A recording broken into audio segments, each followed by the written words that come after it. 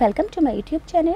आज मैं आपको क्लास 10th के लिए हिस्ट्री से सबक नंबर 1 को पढ़ाऊंगी। एग्ज़ाम से मुतालिक पूरे ही चैप्टर की 100% तैयारी करवाऊंगी बच्चों। आपको अलग से कोई और वीडियो नहीं देखनी पड़ेगी। बिल्कुल आसान भाषा के अंदर पूरा ही चैप्टर मैं आपको समझा दूंगी।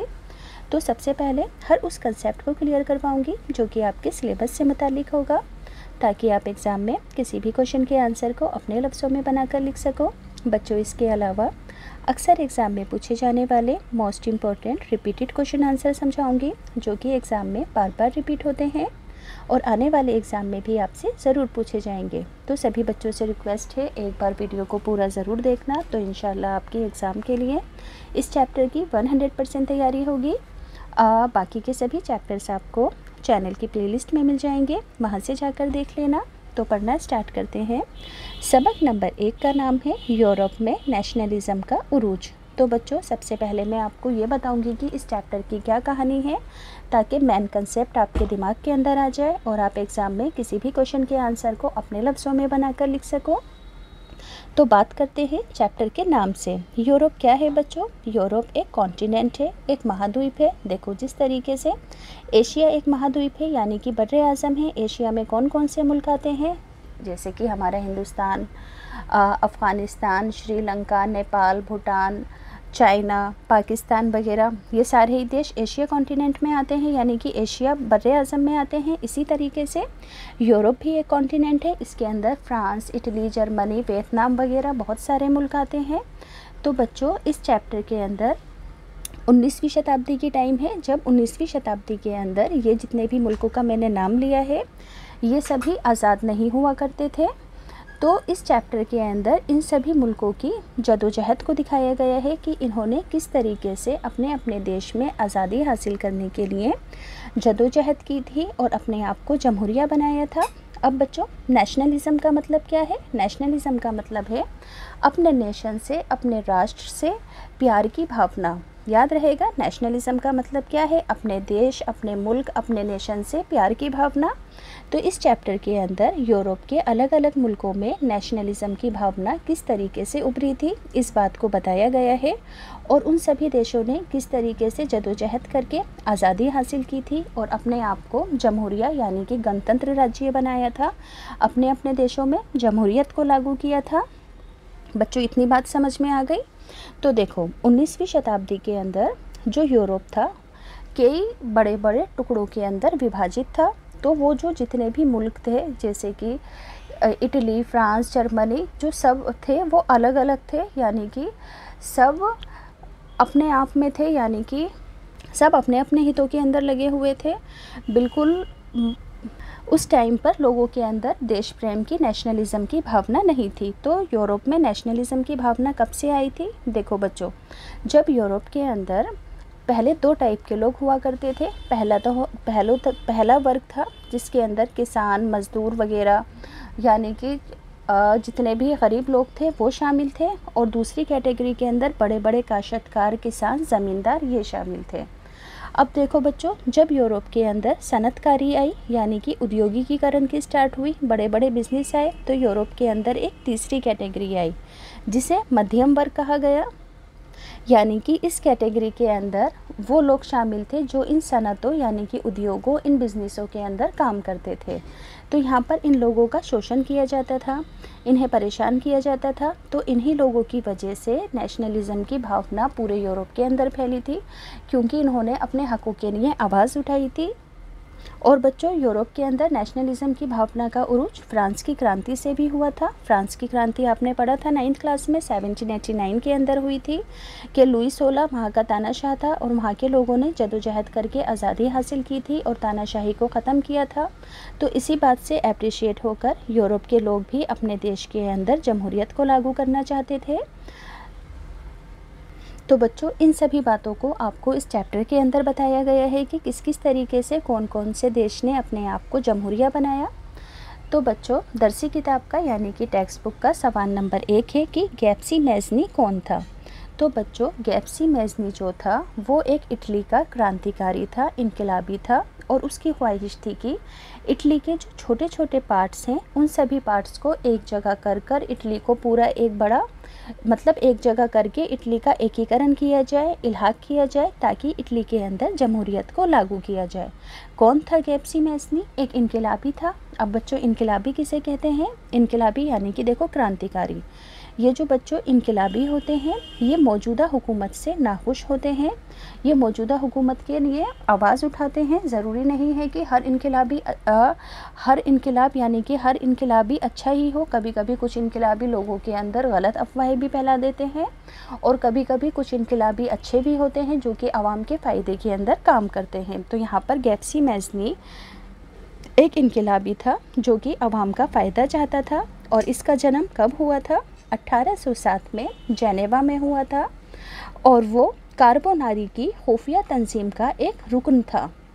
याद रहेगा कि वो कार्बोनारी की खुफिया तंजीम का एक रुकन था, मेंबर था।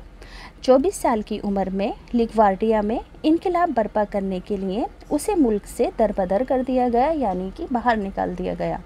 याद रखोगे कि गैप्सी मैज़नी को 24 साल की उम्र में लिगवार्डिया में इनकलाब बर्पा करने के लिए मुल्क से दरबदर कर दिया गया। तो मुल्क से निकाले जाने के बाद इसने 2 तंजीमें कायम की। अब देखो बच्चों, यहाँ पर मैंने आंसर को पॉइंट्स के अंदर लिखा है।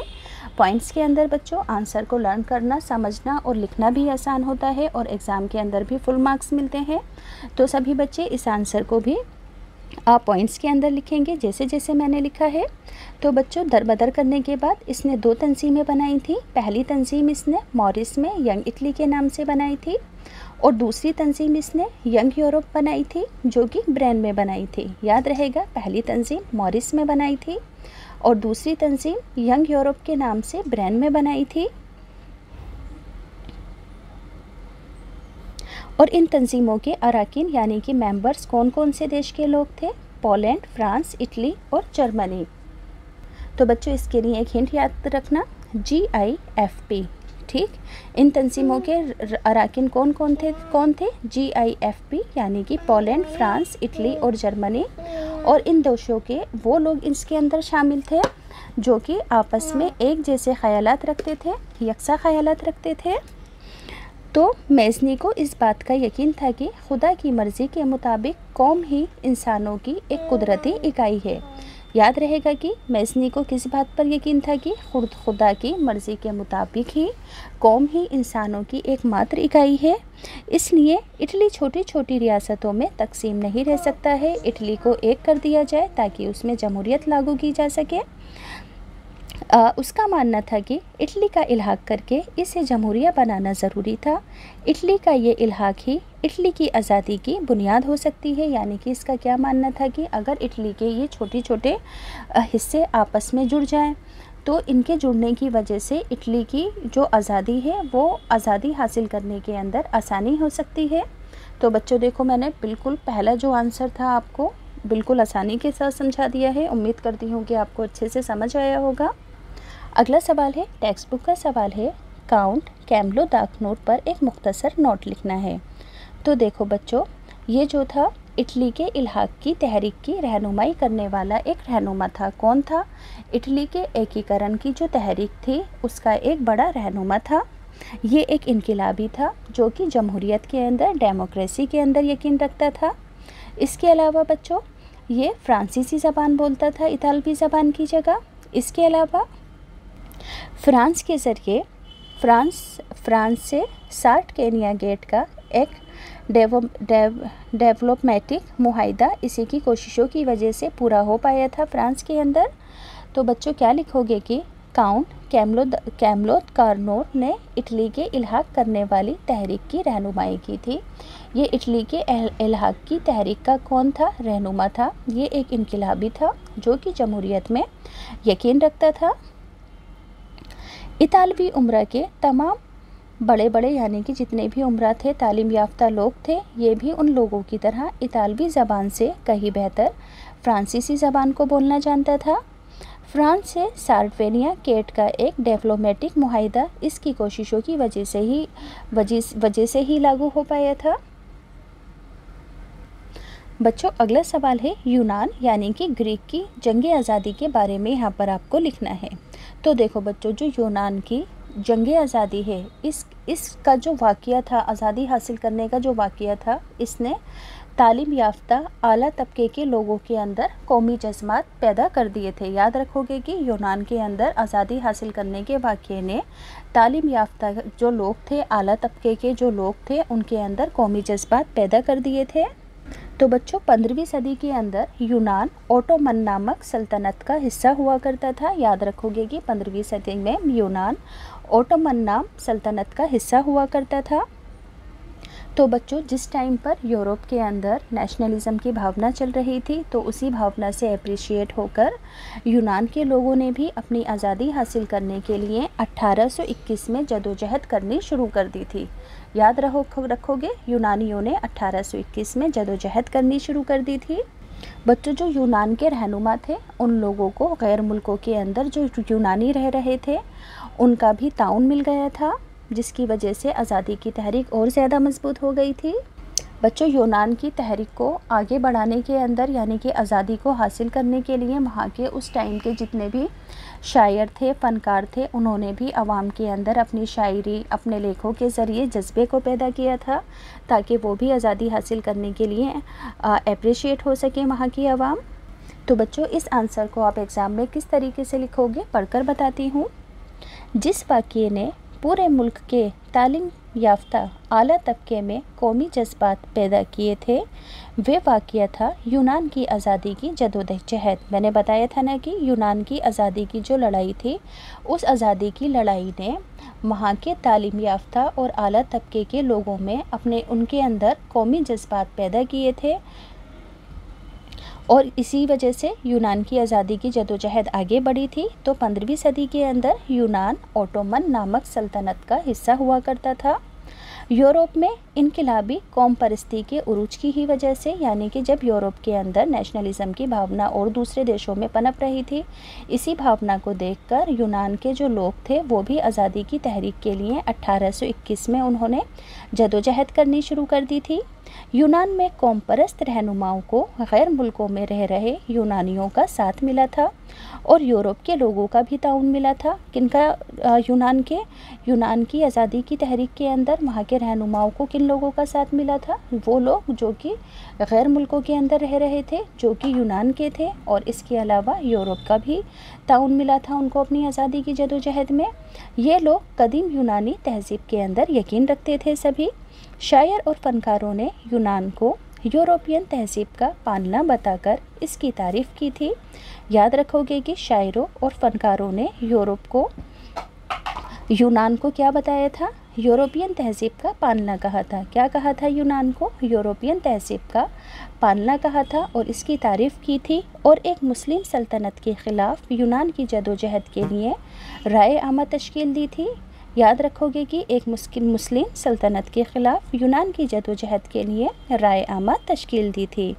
एक अंग्रेज़ शायर जिसका नाम लॉर्ड बायरन था, उसने बहुत सारा पैसा इकट्ठा किया और बाद में जंग भी लड़ने गया था, जहां 1824 के अंदर जो ये शायर था तेज़ बुखार की वजह से मर गया था।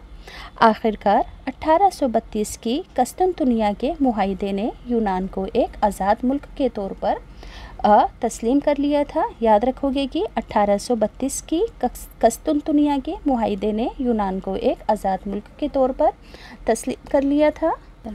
अब बच्चों अगला सवाल है, टेक्स्ट बुक का ही सवाल है कि फ्रैंकफर्ट पार्लियामेंट पर आपको एक मुख्तसर नोट लिखना है। तो बच्चों फ्रैंकफर्ट पार्लियामेंट क्या थी?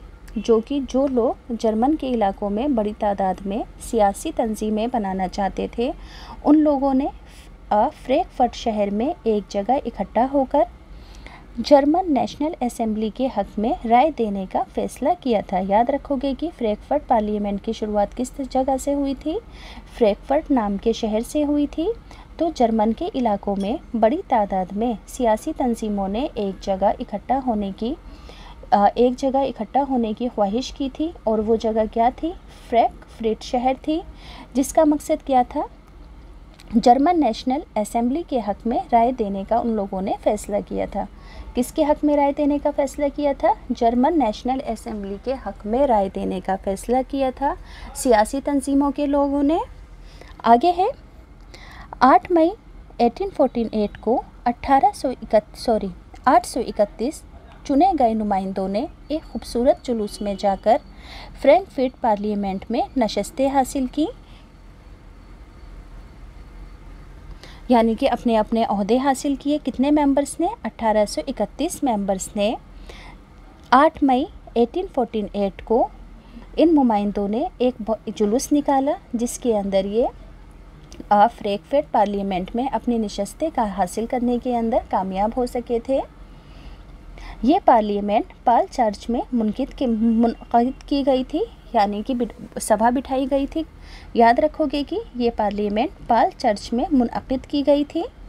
इन्होंने एक जर्मन कौम के लिए एक आइन का मसौदा तैयार किया था। याद रखोगे कि इन्होंने जर्मन कौम के लिए एक आइन का मसौदा तैयार किया था जिसकी सदारत एक राजा को सौंपी गई थी, जैसे जो कि संसद के मातहत, जिसको संसद के मातहत रहना था, यानी कि पार्लियामेंट के अंदर रहना था, पार्लियामेंट के मुताबिक उस राजा को काम करना था। इन लोगों ने क्या किया था कि इस पार्लियामेंट की सदारत ऐसे राजा को दी थी जो कि संसद के मातहत ही काम करना चाहिए। तो जब नुमाइंदों ने पर्शिया के राजा फ्रेडरिक विलियम चहरम को ताज पहनाने की कोशिश की तो उसने नामंजूर कर दिया। याद रखोगे कि पार्लियामेंट के मेंबर्स ने जब पर्शिया के राजा फ्रेडरिक विलियम चहरम को ताज पहनाने की कोशिश की तो उसने नामंजूर कर दिया। उसने क्या किया? उल्टा काम किया। क्या किया कि इसने उन राजाओं का साथ दिया जो कि इस मजलिस के ख़िलाफ़ थे। यहाँ पर उमरा के तबके और फ़ौज की मुखालफत में इजाफ़ा हो गया। याद रखोगे कि जब राजा ने यानी कि फ्रेडरिक विलियम चहरम ने इस पार्लियामेंट के मेंबर्स का साथ नहीं दिया और इनकी मुखालफत में खड़ा हो गया तो क्या हुआ कि जो बड़े बड़े उमरा के तकबे थे और फ़ौज की मुखालफत के अंदर भी इजाफ़ा हो गया और पार्लियामेंट की जो समाजी बुनियाद थी वो कमज़ोर हो गई। क्या हो गई? पार्लियामेंट की समाजी बुनियाद कमज़ोर हो गई। तो इस पार्लियामेंट के अंदर बच्चों दरमियाना तबकात का असर ज़्यादा था। दरमियाना तबकात के जो लोग थे वो ज़्यादा थे। इन्होंने मज़दूरों कारीगरों के मुतालबात की मुखालफत की जिसके नतीजे में वे अपनी हिमायत भी खो बैठे। याद रहेगा कि इस पार्लियामेंट के अंदर मध्यम वर्ग यानी कि दरमियाना तबकात के ज़्यादा लोग शामिल थे, यानी कि वो लोग शामिल थे जो कि सनअतकारी के अंदर काम करते थे, जैसा कि मैंने स्टार्टिंग में बताया था। तो इन लोगों ने क्या किया था कि मज़दूरों और कारीगरों की भी हिमायत खो दी थी, जिस वजह से ये पार्लियामेंट बिल्कुल ख़त्म हो गई। ये असेंबली यानी कि पूरी तरीके से इस असेंबली को तहलील कर दिया गया, ख़त्म कर दिया गया। अगला सवाल है, कौम परस्त जदोजहद में ख़वातीन के किरदार पर एक मुख्तसर नोट लिखना है। तो बच्चों हुर्रियत पसंद यानी कि लिबरलिज़म तहरीक में, लिबरलिज़म किसे कहते हैं? आज़ादी यानी कि स्वतंत्रता हासिल करने की तहरीक में औरतों ने किस तरीके से अपना रोल अदा किया था। तो हुर्रियत पसंद यानी कि लिबरलिज़म की तहरीक में औरतों ने कई साल तक अहम किरदार अदा किया था। इन्होंने अपनी अलहदा तंजीमें कायम की थी, अखबार छपवाए थे और सियासी अजलास में भी हिस्सा लिया था ताकि वे अपने देश को आज़ादी हासिल कर सकें, आज़ादी दिलवा सकें। इसके बावजूद भी इन्हें वोट देने के हक़ से महरूम रखा गया था। याद रखोगे कि इन्होंने आज़ादी की लड़ाई में बढ़ चढ़कर भाग तो लिया था मगर इन्हें जमहूरियत आने के बाद भी वोट देने के हक़ से वंचित रखा गया था, महरूम रखा गया था। अगला सवाल है, जर्मनी के इतिहाद के अमल को बयान करना है। तो बच्चों जर्मनी में किस तरीके से आज़ादी हासिल हुई, किस तरीके का वहाँ के क्या क्या वाक़ये हुए। तो बच्चों कौम परस्त यानी कि नेशनलिज़म की जो भावना थी, जर्मनी के जो दरमियाना तबके के लोग थे यानी कि वो लोग जो कि सनअतकारी के मज़ालिम से परेशान थे, उन्होंने ही नेशनलिज़म की भावना को उजागर किया था। तो दरमियाना तबके के लोगों के अंदर नेशनलिज़म की भावना बहुत ज़्यादा फैल चुकी थी। तो इन लोगों ने क्या किया था कि 1848 में मुख्तलिफ़ इलाकों को जोड़कर एक पार्लियामेंट के ज़रिए हुकूमत को तश्कील देने की कोशिश की थी, लेकिन इस कोशिश को तानाशाह ताकत ने दबा दिया था इन लोगों की इस कोशिश को। तो इसके बाद पर्शिया ने कौमी इल्हाक़ की जो तहरीक थी उसको अपने हाथ में ले लिया था। याद रखोगे कि इन दरमियाना तबके के लोगों की कोशिश को जब तानाशाह लोगों ने दबा दिया था तो पर्शिया ने कौमी इल्हाक़ की तहरीक को अपने हाथों में ले लिया था ओटो वान बिस्मार्क ने ये तहरीक शुरू की थी, याद रखोगे, और उसने पर्शिया की फ़ौज और नौकरशाही से भी हिमायत हासिल कर ली थी। तो बच्चों 7 साल के दौरान ऑस्ट्रिया, डेनमार्क और फ्रांस इन तीन जंगों में पर्शिया को फतेह हासिल हुई थी और जर्मनी के इल्हाक का जो अमल था इसी वजह से पूरा हो पाया था, यानी कि जर्मनी के एकीकरण का अमल पूरा हो पाया था। तो बच्चों इस बात को आपको एग्ज़ाम में किस तरीके से लिखना है? कौम परस्त जज्बात दरमियाना तबके के जर्मन लोगों में काफ़ी फैल चुके थे। वो आज़ादी हासिल करना चाहते थे, दरमियाना तबके के लोग, यानी कि वो अपने देश में जमहूरियत लागू करना चाहते थे। इन्होंने क्या किया कि दरमियाना तबके के लोगों ने 1848 में जर्मन यूनियन के मुख्तलिफ इलाकों को जोड़ा और एक मुंतखब पार्लियामेंट बनाई और इस पार्लियामेंट के ज़रिए हुकूमत करने वाले नेशन स्टेट को तश्कील देने की कोशिश की। लेकिन वहाँ का जो तानाशाह फ़ौजी ताकत थी, उन्होंने दरमियाना तबके की इस कोशिश को कुचल दिया और उनकी हिमायत पर्शिया के बड़े ज़मींदारों ने की। किसने की इन लोगों की हिमायत? पर्शिया के बड़े बड़े ज़मींदारों ने की। इसके बाद पर्शिया ने कौमी इल्हाक की, यानी कि जर्मनी के कौमी इल्हाक की तहरीक की रहनुमाई करनी शुरू कर दी। ओटो वान बिस्मार्क ने ये तहरीक शुरू की थी, याद रखोगे कि ओटो वान बिस्मार्क ने ये तहरीक शुरू की थी और उसने पर्शिया की फ़ौज और नौकरशाही से भी हिमायत हासिल कर ली थी। इसी वजह से जर्मनी के कौमी इल्हाक की तहरीक आगे बढ़ पाई थी। 7 साल के दौरान ऑस्ट्रिया, डेनमार्क और फ्रांस इन 3 जंगों में पर्शिया को फतेह हासिल हो गई थी और इसी वजह से जर्मनी का एकीकरण हो पाया था। जनवरी 1871 में वाइसराय में होने वाले एक इजलास में पर्शिया के राजा विलियम अव्वल को जर्मनी की राजा होने का ऐलान कर दिया गया था, यानी कि जर्मनी का एकीकरण हो गया था। याद रखोगे कि पर्शिया के राजा 1871 में जर्मनी के राजा बने थे, जिनका नाम विलियम अव्वल था। बच्चों अगला सवाल है, किसी भी 2 ममालिक पर तवज्जो मरकूज़ करते हुए आपको ये बात बतानी है कि 19वीं सदी में कौमों ने क्यों कर फ़रोग़ पाया। देखो बच्चों, इस बात को हिंदुस्तान और वियतनाम के एग्जाम्पल से समझोगे तो आपको आसानी से समझ में आ जाएगा। तो वियतनाम ने भी अंग्रेज़ों से आज़ादी हासिल की थी और हिंदुस्तानियों ने भी अंग्रेज़ों से आज़ादी हासिल की थी। तो कैसे लिखोगे कि हिंदुस्तान और वियतनाम की कौम परस्त तहरीक को देखते हुए ये मालूम होता है कि साम्राज्यी ताकतों, यानी कि अंग्रेज़ों की ताकतों ने अपनी नौ आबादियों में न सिर्फ माशी तौर पर कब्ज़ा कर लिया था, यानी कि उनके देशों के अंदर न सिर्फ माशी तौर पर कब्ज़ा कर लिया था, बल्कि वहाँ की तहज़ीब को भी पूरी तरीके से ख़त्म करने की कोशिश की थी। वियतनाम में फ़्रांसीसी ज़बान के फ़रोग़ और फ़्रांसीसी स्कूलों के इजाफ़े में वहाँ पर फ़्रांसीसी सिलसिला फैलाने की कोशिश की गई थी, जो कि फ़्रांसीसी कल्चर से तो वियतनाम के लोगों का बच्चों कोई लेना देना नहीं है। इसी तरीके से हिंदुस्तान के अंदर अंग्रेज़ी के अंदर तालीम देने के लिए फ़रोग़ किया गया था। ऐसा क्यों किया गया था? ताकि वहाँ के लोग अपने कल्चर से दूर हो सकें। तो इसी वजह से अंग्रेज़ों की इसी चालाकी का वहाँ की कौमों के ऊपर बच्चों उल्टा असर हुआ था और उनके अंदर कौम परस्ती की, नेशनलिज़म की भावना और भी ज़्यादा पैदा हो गई थी। उनका मकसद दरअसल ये था कि लोग अपनी मकामी बुनियादों से, यानी कि अपने कल्चरों से, यानी कि अंग्रेज़ों का मकसद क्या था बच्चों, कि लोग अपनी लोकल तहज़ीब से अलहदा हो जाए। लेकिन इसका नतीजा उल्टा हुआ। दोनों ही मुल्कों में ये चीज़ें कौम परस्त तहरीक के जज्बात पैदा करने में, यानी कि नेशनलिज़म का जज्बात पैदा करने में ज़्यादा मददगार, ज़्यादा माविन साबित हुई थी।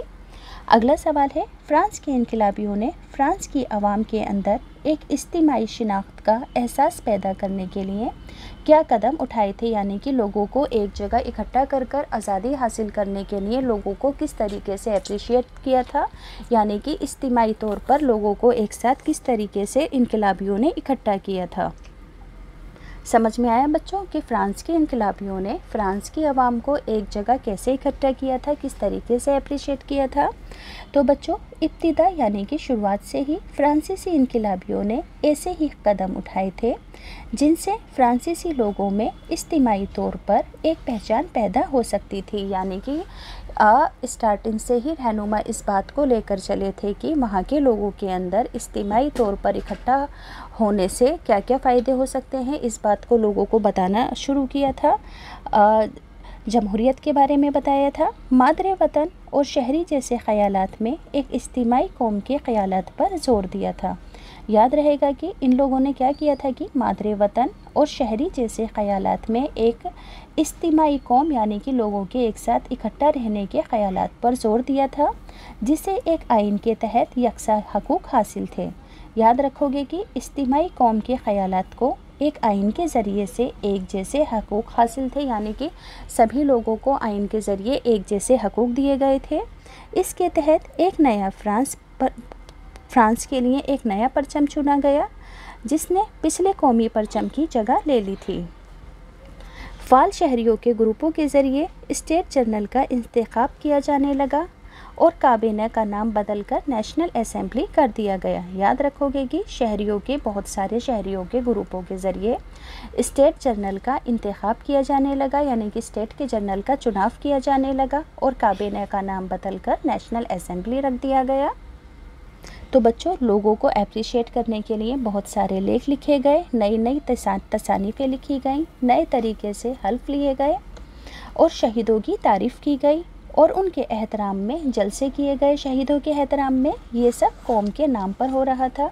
इसी वजह से कौम के अंदर कौम परस्ती के जज्बात पैदा हो रहे थे और वो सभी एक जगह इकट्ठा हो रहे थे ताकि वो आज़ादी हासिल कर सके। एक मरकज़ी इंतज़ामी निज़ाम नाफिज किया गया, यानी कि याद रहेगा कि एक सेंट्रल जैसे कि केंद्रीय सरकार होती है, इसी तरीके से एक मरकज़ी इंतज़ामी निज़ाम नाफिज किया गया जिसने अपने इलाके में रहने वाले सभी शहरियों के लिए एक जैसे कानून बनाए, सभी को यानी कि सभी को एक जैसा कानूनी तहफ़्फ़ुज़ दिया गया। अंदरून मुल्क और दरामद और बरामद पर टैक्स को ख़त्म कर दिया गया और वज़न और पैमाइश के एक जैसे निज़ामों को लागू किया गया। इलाकाई ज़बानों को फ़रोग़ दिया गया और पेरिस में फ्रांसीसी ज़बान जिस तरह बोली और लिखी जाती थी उसे ही कौम और मुल्क की मुश्तरका ज़बान तस्लीम कर दिया गया, यानी कि लोगों को लोगों के कल्चर से जोड़कर एक जगह इकट्ठा करने की कोशिश की थी फ्रांसीसी रहनुमाओं ने। तो यहाँ पर क्या लिखा है कि इलाकाई ज़बानों को फ़रोग़ दिया गया और प्रेस में फ्रांसीसी ज़बान जिस तरह बोली और लिखी जाती थी उसे ही कौमी और मुल्क की मुश्तरका ज़बान के तौर पर तस्लीम कर लिया गया, जिससे लोग बहुत ज़्यादा खुश हुए और सभी एक जगह इकट्ठा होकर आज़ादी हासिल करने की मुहिम में रहनुमाओं के साथ बढ़ चढ़कर अहम रोल अदा किया सभी तबकात के लोगों ने। मैरिन और जर्मीना कौन थी? इनकी जिस अंदाज से तस्वीर कशी की गई है उसकी क्या अहमियत है? तो देखो बच्चों, मैरिन और जर्मीनिया लिबरलिज़म यानी कि स्वतंत्रता की सूचक थी। ये एक दिमागी तसव्वुर था। इनके नामों से लोगों को आज़ादी हासिल करने के लिए अप्रिशिएट करने की कोशिश की थी। ये एक स्त्री रूप था आज़ादी का जो कि शायरों ने और बड़े बड़े मुसन्निफ़ीन ने अपने दिमाग से पैदा किया था लोगों को आज़ादी के बारे में उजागर कराने के लिए। तो ध्यान से सुनेंगे। उस वक्त मुल्क या कौम को एक ख़ातून की शक्ल में पेश किया जाता था। 19वीं सदी के अंदर याद रखोगे कि उस वक्त मुल्क या कौम को एक ख़ातून की शक्ल में पेश किया जाता था, तसव्वुर किया जाता था। कौम को आदमी का जामा पहनाया जाता था और जिस ख़ातून को अमली तौर पर मुंतखब किया गया था दरअसल वो अपनी ज़िंदगी या समाज में कोई मकाम नहीं रखती थी। ये एक बनावटी किरदार था। ये तो कौम के अंदर ख़यालात और अक़ीदे को मजबूती अता करने के लिए पैदा की गई थी ये बात, यानी ख़्वातीन का वक़ार व कौम की पहचान बन गई थी। फ्रांसीसी इनकलाब के दौरान फ़नकारों ने आज़ादी, इंसाफ और जमहूरियत, याद रखोगे कि फ्रांसीसी इनकलाब के दौरान फ़नकारों ने आज़ादी, इंसाफ और जमहूरियत जैसे ख़यालात को ज़ाहिर करने के लिए औरत की शक्ल का इस्तेमाल किया था। इन आदर्शों को ख़ास चीज़ों या अलामत से ज़ाहिर किया गया था। आज़ादी की अलामत टूटी हुई जंजीर थी और इंसाफ को आम तौर पर एक ऐसी खातून की शक्ल के अंदर दिखाया जाता था जिसकी आंखों पर पट्टी बंधी हुई थी और वो तराजू लिए हुई थी। याद रखोगे कि आज़ादी की अलामत टूटी हुई जंजीर थी और इंसाफ को आमतौर पर एक ऐसी खातून की शक्ल में दिखाया जाता था जिसकी आंखों पर पट्टी बंधी हुई थी और वह हाथों में तराजू लिए हुए थी। बच्चों, इसी तरह की ख्वातीन की शक्लों की इजादत फ़नकारों ने 19वीं सदी में भी की थी, जब लोगों में कौम परस्त की भावना बढ़ रही थी। फ्रांस में इसे मशहूर मकबूल ईसाई नाम मैरियन दिया गया था। इस अलामत से नेशन स्टेट के ख़यालातों को पहचान बनाया गया था। इसके निशानात भी आज़ादी और जमहूरियत के थे।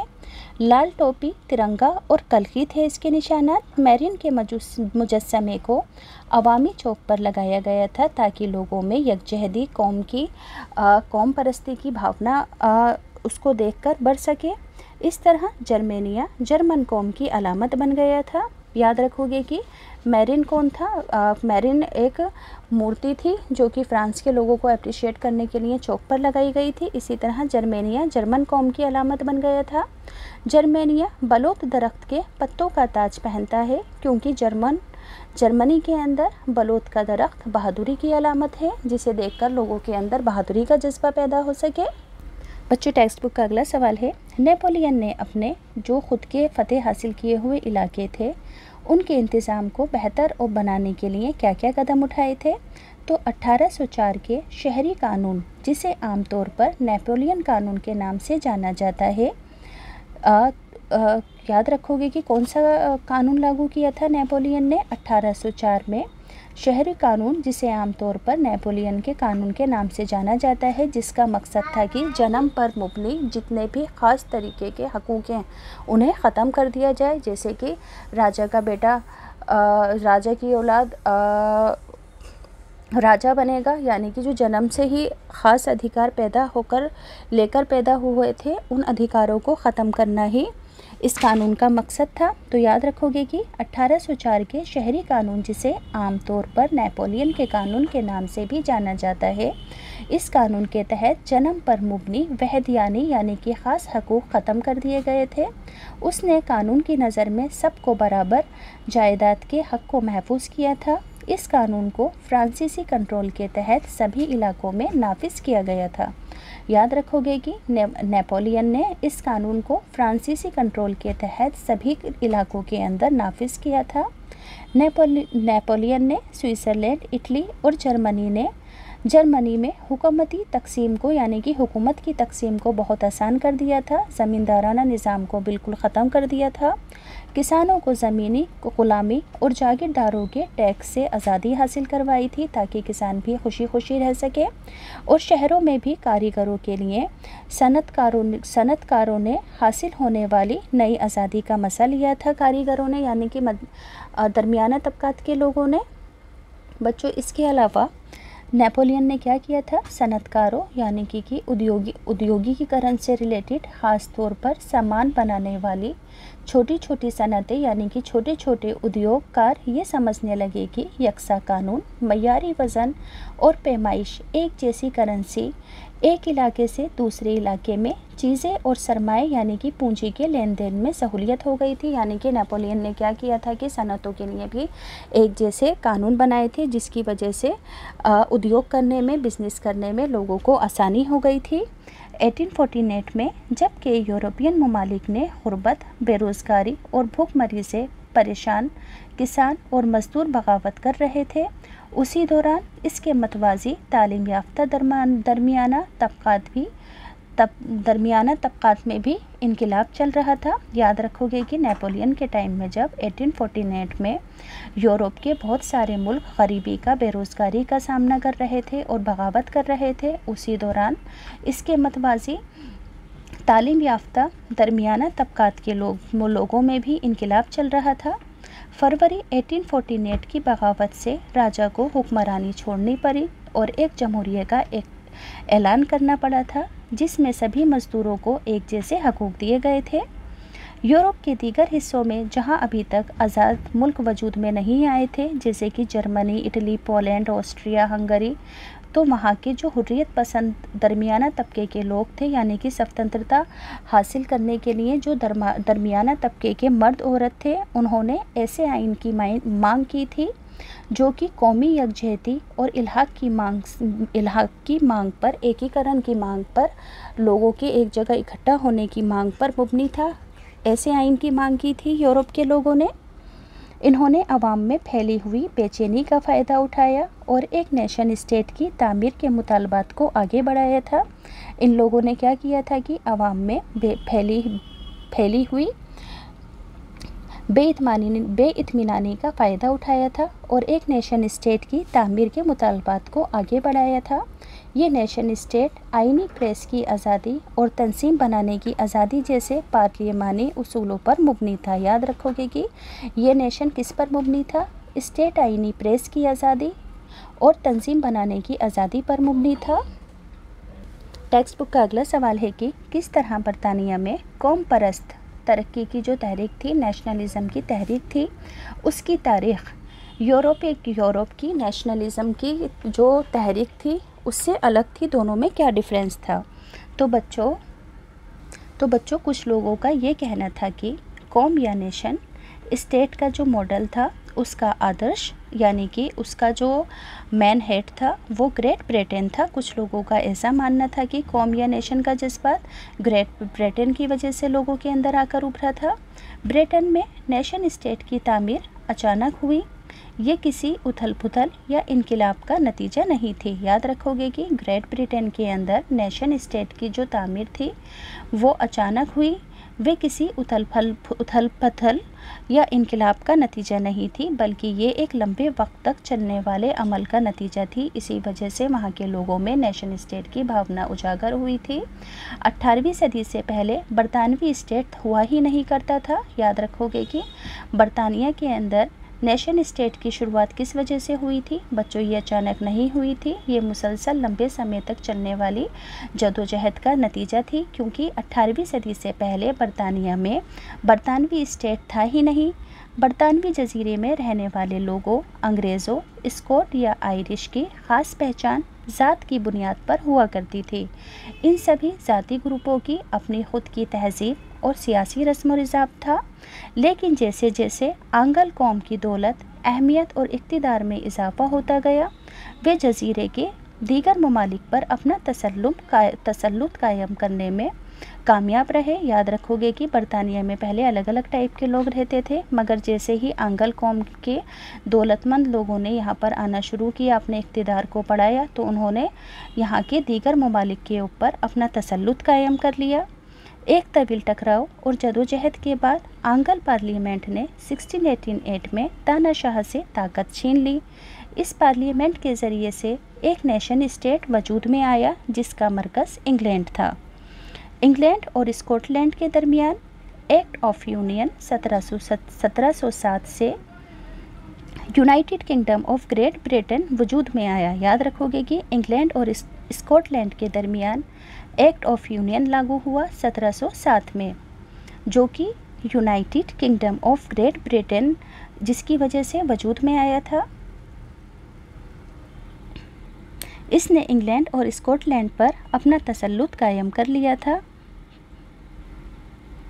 इसके बाद बरतानवी पार्लियामेंट में आंगल नुमाइंदों का दबदबा ही रहा था। याद रखोगे कि इसके बाद इंग्लैंड और स्कॉटलैंड पर इन्होंने अपना तसल्लुत कायम कर लिया था, और इसके बाद बरतानवी पार्लियामेंट में आंगल नुमाइंदों का दबदबा ही कायम रहा था। बच्चों, समझ में आया कि बरतानिया की जो यूरोप की तारीख़ है वो अलग है, जो कि मैंने आपको स्टार्टिंग में बताई थी। मगर जो बरतानिया की तारीख़ थी वो किस तरीके से बदली थी कि कुछ लोगों की दलील थी कि कौम या नेशन स्टेट का जो मॉडल था वो ग्रेट ब्रिटेन की वजह से वजूद के अंदर आया था। ब्रिटेन में नेशन स्टेट की तामीर अचानक नहीं हुई थी। याद रखोगे कि ब्रिटेन में, एक बार और समझा रही हूँ, थोड़ा सा लेंथी है, कि ब्रिटेन में नेशन स्टेट की तामीर अचानक नहीं हुई थी, बल्कि ये लंबी चलने वाली एक तहरीक का नतीजा थी। और 18वीं सदी से पहले बरतानवी स्टेट वजूद में नहीं था, बरतानी जजीरे में जो पहले बहुत सारे टाइप के लोग रहते थे, वहाँ पर किन लोगों ने अपना दबदबा कायम कर लिया था? आंगल कौम के लोगों ने। और इन्होंने ही यहाँ की बरतानवी पार्लियामेंट के ऊपर तानाशाही को ख़त्म कर दिया था और अपना दबदबा बना लिया था। बच्चों, टेक्स्ट बुक का अगला सवाल है, ध्यान से सुनना कि यूरोप में कौम परस्ती यानी कि नेशनलिज्म के उरूज में सकाफ़त यानी कि तहज़ीब और ख़यालात का ताउन किस तरीके से आगे बढ़ा था? देखो बच्चों, सभी जगह के लोगों को अपने कल्चर से प्यार होता है। तो अंग्रेज़ों ने क्या किया था कि बहुत सारी जगहों के कल्चर को ख़त्म करने की कोशिश की थी। तो इसी सकाफ़त को आगे बढ़ाने के लिए लोगों के अंदर और ज़्यादा कौम परस्ती की जो भावना थी वो ज़्यादा पैदा हो गई थी। कौम परस्ती की, देखो ध्यान से सुनना कि कौम परस्ती की तरक्की सिर्फ जंग और इलाकाई तोसी का नतीजा नहीं होती, यानी कि बच्चों नेशनलिज्म की भावना सिर्फ जंग के ऊपर या फिर अपने एरिया को ज़्यादा से ज़्यादा बढ़ाने पर ही डिपेंड नहीं करती है, बल्कि कौम की तामीर में ख़यालात और तहज़ीब का भी बहुत अहम किरदार होता है। यानी कि फ़न, शायरी, किस्सों और कहानियों के ज़रिए भी लोगों को कौम परस्ती से जोड़ा जाता है। जर्मन फ़लसफ़ी बजनागार्ड फ्रेड जैसे मुफक्किरीन ने दावा किया था कि सच्ची जर्मनी तहज़ीब उसके आम लोगों के अंदर मौजूद है, उनके कल्चर में मौजूद है। मुल्क की सच्ची आत्मा लोकगीतों और शायरों से ज़ाहिर होती है। उसने लोगों को ये बात कहकर अप्रिशिएट किया था। क्या? देखो, जर्मन फ़लसफ़ी बहनागार्ड फ्रेड जैसे मुफक्किरीन ने अवाम के सामने क्या बात पेश की थी कि सच्ची जो जर्मनी की तहज़ीब है, वो कल्चर है, वो वहाँ के लोगों के अंदर ही मौजूद है। अगर बाहर के लोग आ जाएंगे तो जर्मनी की तहज़ीब ख़राब हो जाएगी, इसलिए हमारा आज़ादी हासिल करना बहुत ज़रूरी है। ये बात उसने लोगों को मौसीकी, गीतों और शायरी के ज़रिए समझाने की कोशिश की थी और लोगों को एक जगह इकट्ठा करने की कोशिश की थी। इसके अलावा मकामी ज़बानों पर ज़्यादा ज़ोर दिया था और मकामी अदब यानी कि लोकल कल्चर को जमा करने का मकसद सिर्फ कदीमी कौमी जज्बात को वापस लाना नहीं था, बल्कि जदीद कौमी इत्तिला से लोगों को रूबरू भी कराना था। ज़बान यानी कि लैंग्वेज ने भी कौमी जज्बात की तरक्की के अंदर बहुत अहम रोल अदा किया था। रूस के कब्ज़े के बाद पोलिश ज़बानों को स्कूलों से ज़बरदस्ती हटाकर हर जगह रूसी ज़बान को ज़बरदस्ती लाद दिया गया था। इसके कई अराकीन ने कौम परस्त मुखालफत के लिए ज़बान को फिर एक हथियार बना लिया था। बच्चों, अगला सवाल है, बल्कान में नेशनलिस्ट तनाव क्यों पैदा हुआ? तो देखो, 1871 के बाद यूरोप में सबसे ज़्यादा पेचीदा कौम परस्त जो तनाव का मरकज़ था वो बल्कान का इलाका था। याद रखोगे, 1871 के बाद यूरोप में जो सबसे ज़्यादा तनाव वाला पेचीदा एरिया था वो बल्कान का इलाका था। ये इलाका जोग्राफियाई और ज़ात परस्ती के तौर पर बहुत ज़्यादा मुख्तलिफ था। इसके अंदर आज के रोमानिया, बुल्गारिया, अल्बानिया, यूनान, मैसिडोनिया, क्रोएशिया, बोस्निया हर्गोविना, सर्बिया और महानगर शामिल थे उस टाइम पर इस बल्कान के अंदर। इलाके के बाशिंदों को आमतौर पर सिलाफी कहकर पुकारा जाता था। बल्कान इलाके का एक बहुत बड़ा हिस्सा ओटोमन साम्राज्य के कंट्रोल के अंदर था।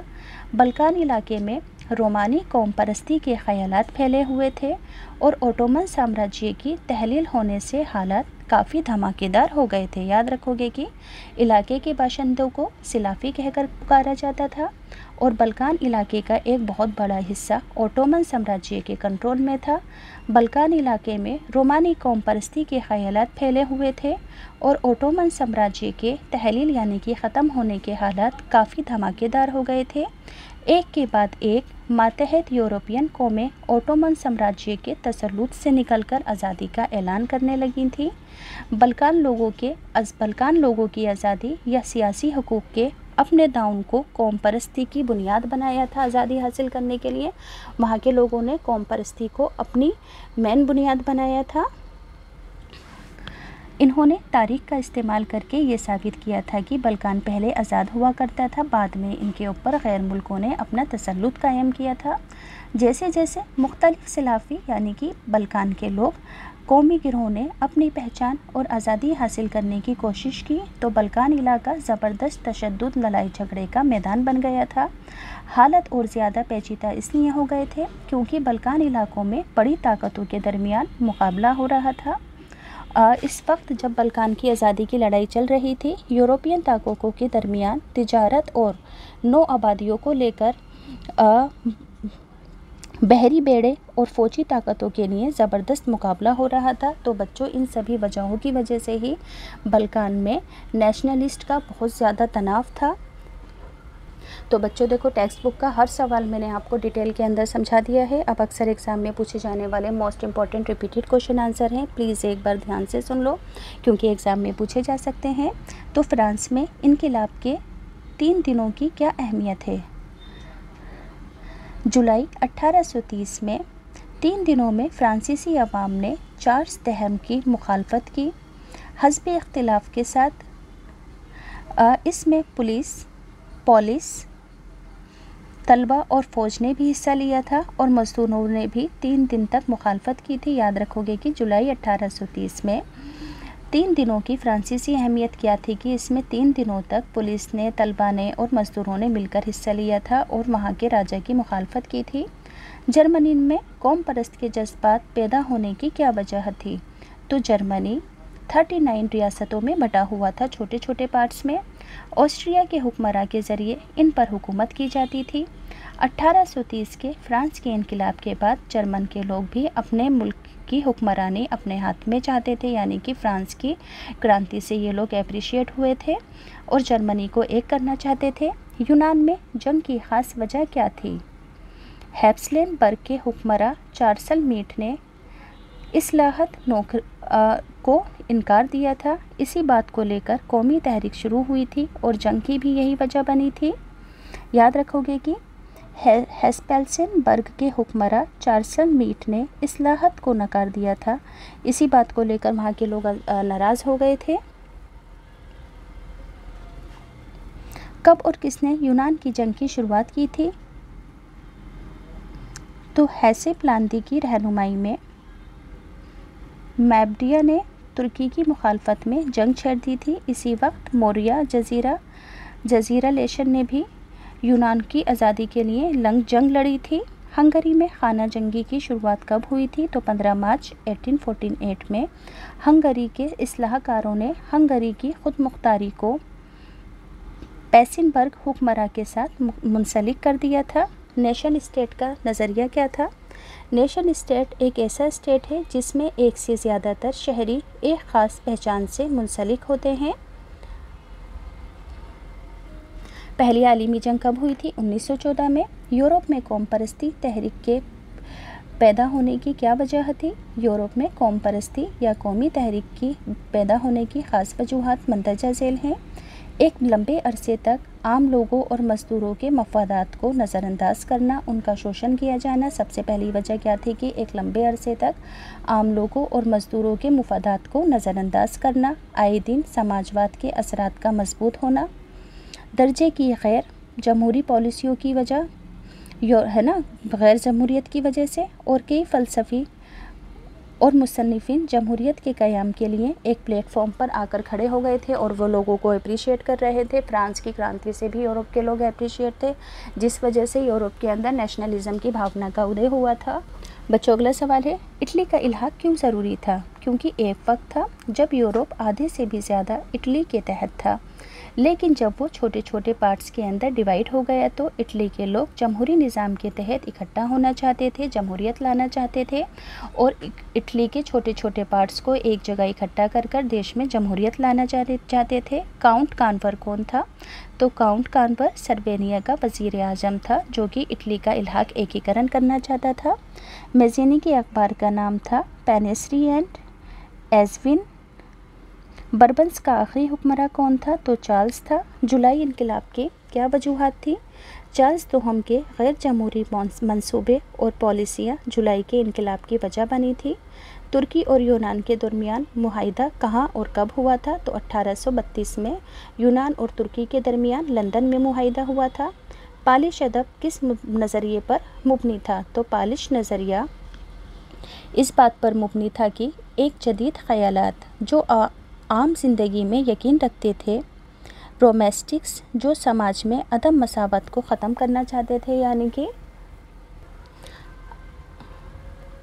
बच्चों, अगला सवाल है, फ्रांस का इनकलाब कब बर्पा हुआ और इस इनकलाब का एलानिया क्या था? तो फ्रांसीसी इनकलाब 1789 में बर्पा हुआ था।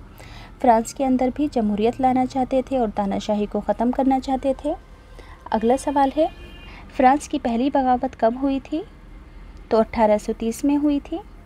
फ्रांस में 1948 के इनकलाब की वजूहात बताइए।